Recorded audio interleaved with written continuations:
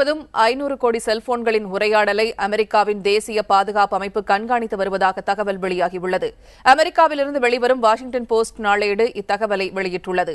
வெளிநாடுகளுக்கு செல்லும் அமெரிக்கர்களின் செல்போன்களை கண்காணிப்பதன் மூலம் அவர்களது தொடர்புகள், செல்லும் இடங்கள் குறித்த தகவல்களை NSA சேகரித்து வருவதாகவும் அதில் தெரிவிக்கப்பட்டுள்ளது. அடையாளம் தெரியாத பயங்கரவாதிகளை கண்டறிய இந்த தகவல்கள் பயன்படும் என அமெரிக்க தேசிய பாதுகாப்பு அமைப்பு கருதுவதாகவும் தெரிவிக்கப்பட்டுள்ளது. அமெரிக்க உளவு பிரிவு தொடர்பான பல்வேறு தகவல்களை வெளியிட்ட தேசிய பாதுகாப்பு அமைப்பில் பணியாற்றிய எட்வர்ட் ஸ்னோடென் அளித்த விவர அடிப்படையிலேயே இந்த தகவலும் வெளியிடப்பட்டுள்ளதாக வாஷிங்டன் போஸ்ட் இணையதளத்தில் தெரிவிக்கப்பட்டுள்ளது.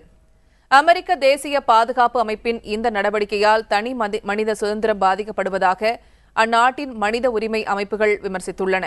வாஷிங்டன் போஸ்டில் வெளியாகியிருக்கும் இந்த தகவல் குறித்து கருத்து தெரிவிக்க பாதுகாப்பு அமைச்சக அதிகாரிகள் மறுத்துவிட்டனர்.